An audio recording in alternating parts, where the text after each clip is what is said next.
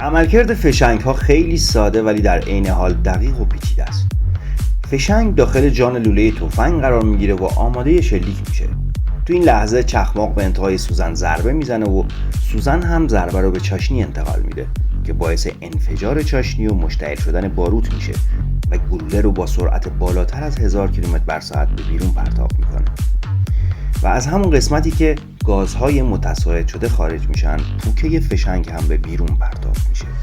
توی این اپیزود به بررسی فرایند ساخت این موجود کوچیک ولی قدرتمند میپردازیم که جالبه بدونین در عین ناباوری به طور سالیانه بیش از 12,000 میلیون فشنگ توی دنیا تولید میشه.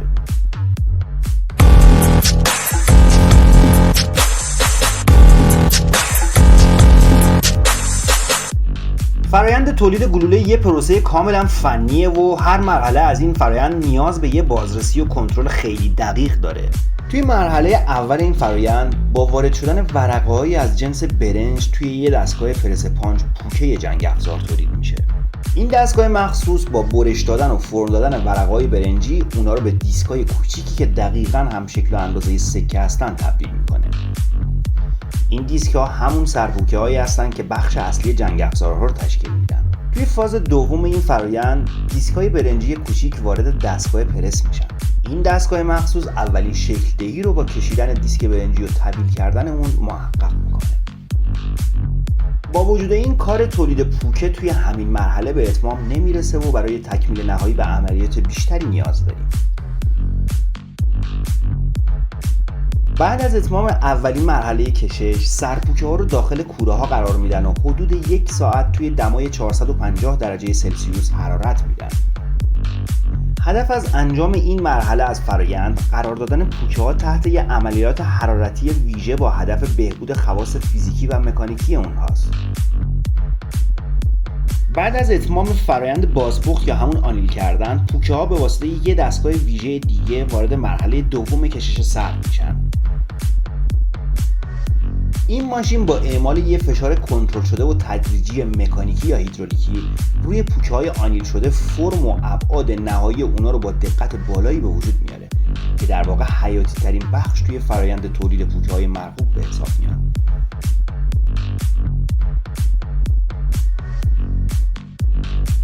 در ادامه به وسیله ماشین ابزار سوراخ‌های دقیقی تو محل قرارگیری چاشنی بر روی پوکه‌ها ایجاد میشه تا وظیفه چاشنی که نقش اشتعال باروت رو به عهده داره به خوبی محقق بشه و یه شلیک ایمن و بی‌عیب و نقص رو تضمین کنه.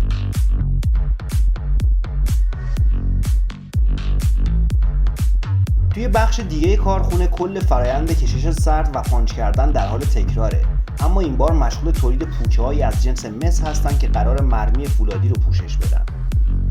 برای ساخت مرمی از میلگردهای کالیبر شده فولادی با کیفیتی استفاده میشه که از طریق یه فیلر توی یه دستگاه تراش اتوماتیک قرار میگیرن. این دستگاه کار تولید رو به صورت تک به تک انجام میده و هر گلوله رو با یه سرعت ثابت و به مدت 10 ثانیه تولید میکنه. در ادامه از طریق یه سری دستگاه‌های اتوماتیک میلگردهای فولادی با ظرافت هرچه تمامتر توی پوکه‌های مسی قرار میگیرن. این فرآیند پیشرفته یک پارچگی اتصال بین دو متریال رو تضمین میکنه و باعث بینه‌سازی کیفیت عملکرد فشنگ میشه. توی فرآیند پایانی تولید پوکه‌ها وارد یکی از فیدرهای اتوماتیک دستگاه مونتاژ گلوله میشن و تو همین حین فشنگ‌های مونتاژ شده توی یه فیدر دیگه قرار میگیرن. توی همین لحظه که دستگاه با دقت زیادی مشغول مونتاژ فشنگ و هر مرمی رو روی پوکه مرتبط با اون گلوله مونتاژ میکنه، یک کارگر باروت مورد نیاز رو توی قیف دستگاه مونتاژ میریزه و از متناسب بودن و کافی بودن میزان باروت توی هر پوکه هم اطمینان پیدا میکنه. در طول فرایند تولید پوکه و مرمی بازرسی کیفی سختگیرانه‌ای انجام میشه که شامل اندازه‌گیری طول و قطر فشنگ به وسیله کولیس، بررسی باروت و بررسی‌های مربوط به فشنگ‌کشی و پوکه پرانی میشه تا از خروج صحیح پوکه از جان لوله تفنگ اطمینان حاصل بشه که این اقدامات کیفیت فشنگ و تطابق پوکه و مرمی رو تضمین میکنه.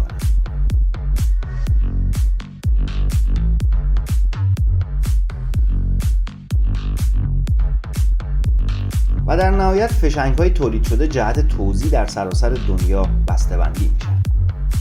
اگه از دیدن این ویدیو لذت بردین با لایک و کامنت و ارسال این ویدیو برای دوستانتون از ما حمایت کنین. همچنین با سابسکرایب کردن کانال و اکتیو کردن نوتیفیکیشن با ما همراه باشید. با امید دیدار.